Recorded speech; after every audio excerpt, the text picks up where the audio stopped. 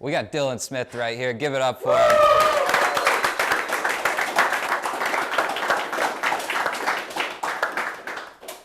So Dylan came to the first event I had called Map Your Way to Financial Freedom. It was last October. And I did it so I could meet people like this guy. He comes up to me at the end of the conference. He shakes my hand and he says, Brandon, I'm 20 years old. I want to make some things happen. I'm open to any advice that you have. I said, Dylan, if you listen to me, we're going to do some incredible things together. And he's listened, he's put in the work, and he's done some incredible things. So give it up for him before we get into it.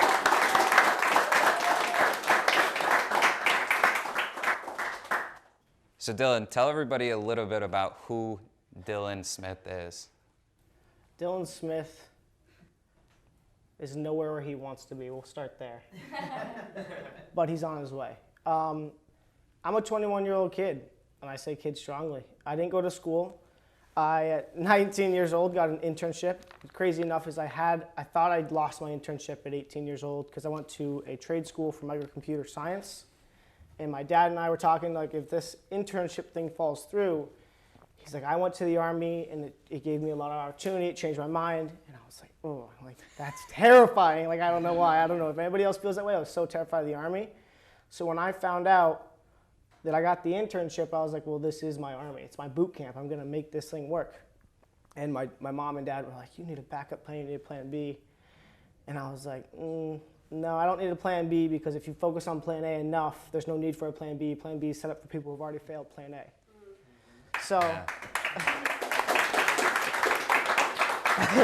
first day of internship, I'm 19 years old. I'm driving a 2010 Camry with 300,000 miles on it. And CEO walks in, 9 a.m. I'm there at 8:50 in a little Polo. And he's like, hey, I'm X, and I'm glad that you're starting today. And you got 3 days a week, 3 months at the end of the summer, and the internship's up. We can't afford you. We're a small little firm. And I said, okay, well, in the most respectful way possible, that's just not happening. I'll tell you how this is going to happen. I'm not going to get paid anything. I'll be here every day. I'll come 5 days a week. I'll come before you. I'll leave after you, so I suggest you leave a key on my desk. And he said nothing, and he walked away, and I was like, well, I guess I'm going to the Army. Fuck. I was like, that was a ballsy move. And he had to leave early, and he just said, hey, I hope your first day is going well. Lee's going to lock up, and I'll see you tomorrow. And I was like, oh, well, that's a good sign. And I went back to my desk. The key was there. So I was like, all right, it's game time. So I was showing up at 8:30 every morning, leaving every day at 6:30, and I was doing everything. I mean, like picking his wife up at the airport, doing the office organization, doing groceries for his family, washing his car, putting gas in it. I said, let me do anything. Like, just let me stay here and learn. So he came in, he's like, so what do you want out of it if you don't want money? I said, I want the experience, and you're going to hire me at the end of this if you like me, and if not, we just part ways as connections, and I get to learn, and it's an opportunity, right? And he's like, all right, still, again, didn't say anything. Yeah. And then I lasted 5 months, and I got a contract in my email, and I got signed at 19 years old as an engineer. Wow.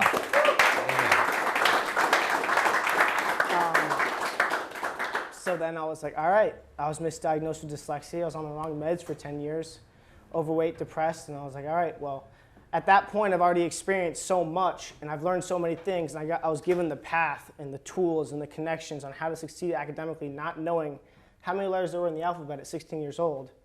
So I was like, well, I'm just selfish if I keep all those to myself, so I've got to do something about it. So I just started listening to motivational speeches, watching YouTube. I started running every day, listening to speeches, because then my mind would just race. So I just started talking to my phone, And then that grew to, connecting with other Instagrams, doing lives, doing Zooms, uploading it to a YouTube channel. I was like, well, if I want everybody to see me, I've got to go on everything. So TikTok, YouTube, Instagram, Twitter, Facebook, whatever it was, I was on it. And then that grew, and I was like, well, I want this to grow more. And I was just listening, and in life, as we all know, it's expensive. You got to pay to play. So invested some money, and I ended up a full podcast at 20 years old in a studio. Interviewed my first celebrity a month later. And then Carl was going to speak at his event, and I was like, Carl, let me come as a crew member, please. Like, I'll work for you. I'll record whatever you want. Just let me be in the room. And, it changed my life.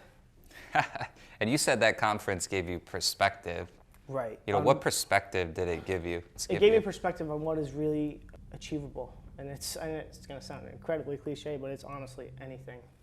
Like when I found out, like I go to a conference as a crew member, and then months later we're in a room with Floyd Mayweather and doing some other things in Miami with people I didn't know. Like I flew out with a bunch of guys I didn't know, literally emptied my bank account, slept on a shelf under a TV with my production crew in a hotel room, met Floyd Mayweather, ended up blowing the rest of whatever I had out after the event with these guys. And now it's like, well, I got to ride with them now because I got nothing else left. So we've been riding.